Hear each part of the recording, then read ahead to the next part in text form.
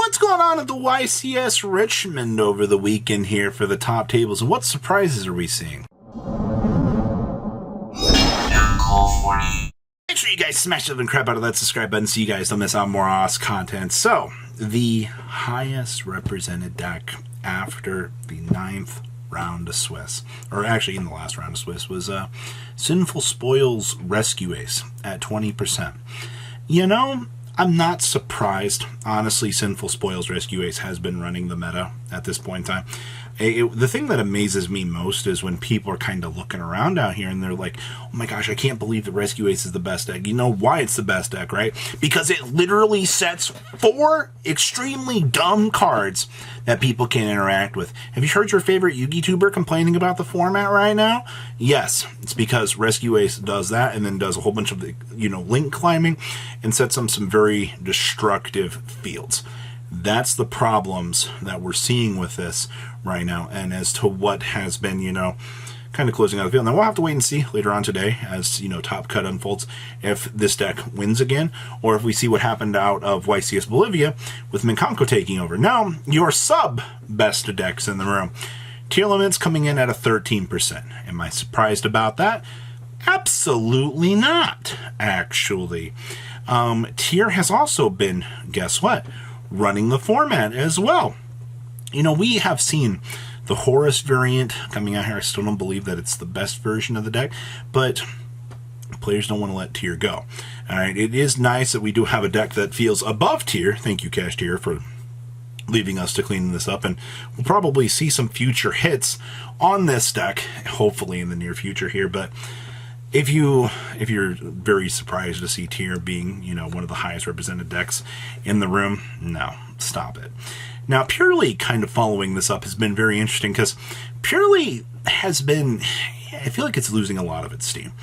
It just feels like more of the meta is able to kind of handle what Purrely is kind of tossing out, and it doesn't really have the free craziness that it once did. I mean, oh boy, drawing 4 to 6 cards. It beats me all the time, but I'm not everybody in the competitive metagame sphere.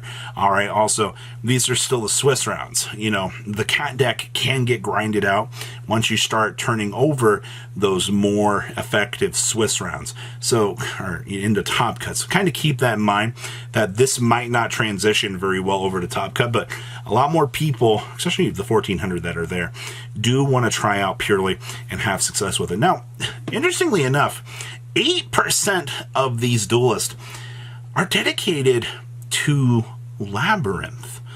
And I don't know what's going on with that right now. I think I'm impressed that Labyrinth is kind of out here trying to grind up the meta, but at the same time, it feels like it's missing out on something. I don't know. Maybe it's because we need transaction rollback, or it feels like we're starting down the cycle of power creeping Labyrinth out of the game, that I just kind of feel like sometimes the deck doesn't feel as strong as it should be. But hey, if those Labyrinth players can grind it out, okay. We also had 8% Unchained. I figured Unchained representation would be above Purrely at this point in time. Actually, I feel like those two would kind of be, they should be interchanged, at least, it feels like. Because on the regional level, Unchained it's still amazing. All right, like, do I need to whisper anymore? Like, hey, what's going on? I'm an Unchained player, and I'm here to 2-0 you. You run into Rescue Ace, you're like, no! Like, it's kind of how it is right now. So, very interesting to see that. Now, the little bit of the little saucy sauce over here. Sinful Spoils Infernoble. Huh. Can you guess what's going on with that version of the deck? Yes, that is, we're basically using the Sinful Spoils package to toggle through Renauld, any of the other fire level 1 warrior monsters, and we're using it to generate an advantage engine.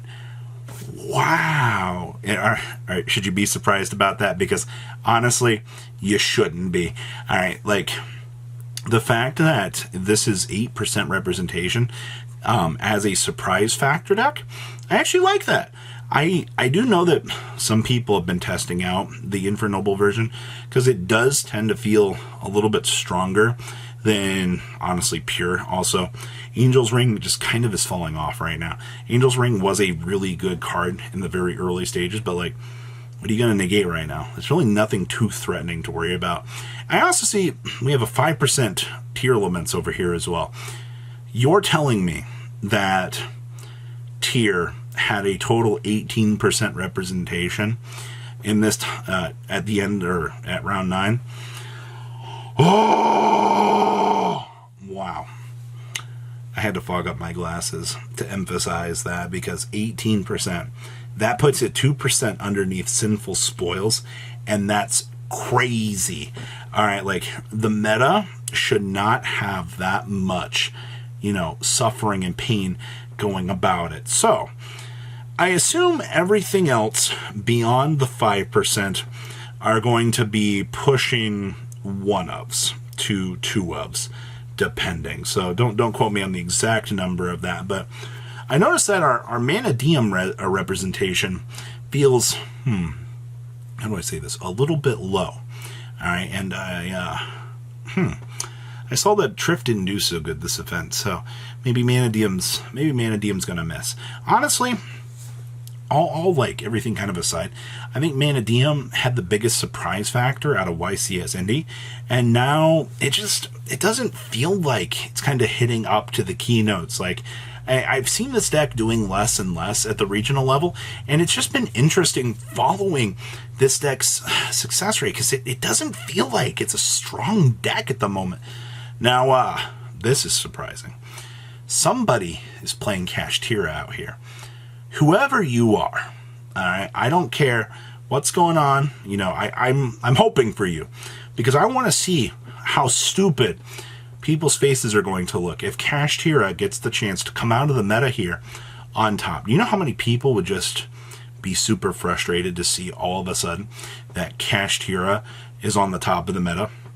That is very surprising to me. And we also have an Infernoble Sinful Spoils Mikanko deck. That feels very, very, very familiar. Actually, to be honest with you, I also see Pure Mikanko up here as well. So you have 2 Mikanko strategies that are actually fighting for the top cut right now. I feel like everything is kind of right now. If Mikanko is sitting at the top table, once again, people have zero clue how to handle this deck. And that surprise factor that this deck can actually take on the meta with, absolutely amazing. Despia branded at a 3% as well. Anybody surprised about that? No? No, you shouldn't be. Vanquish Soul. We saw out of Canada this previous weekend that Vanquish Soul had a double-header regional top up there, which is telling me that somebody tends to know something very, very interesting kind of going on with that deck. I see Tri-Brigade Horus. Really? I didn't think about that.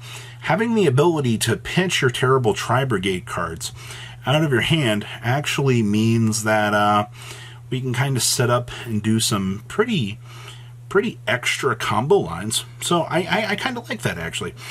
We have Chimera branded. You notice it doesn't say anything about Runic cards. So this might be the Fabled Pure variant actually finding success, but only 3%. Okay. Exosister also at 3%.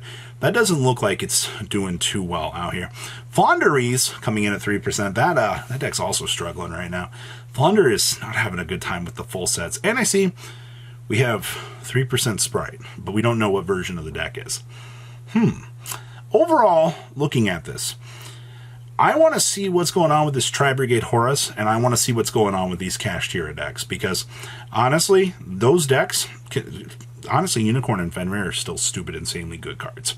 All right. I'm also very surprised to see Infernoble actually coming on top, but the fact that the meta has been kind of super slow for the deck, it's needed a little bit more time to kind of come together and maybe hit some higher keynotes.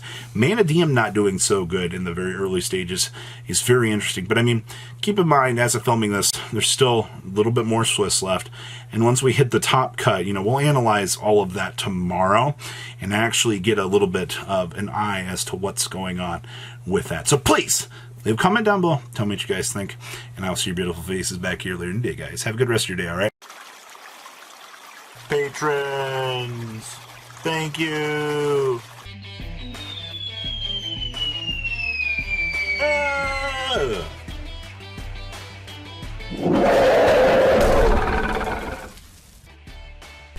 Thank you so much for watching. Check out these other videos.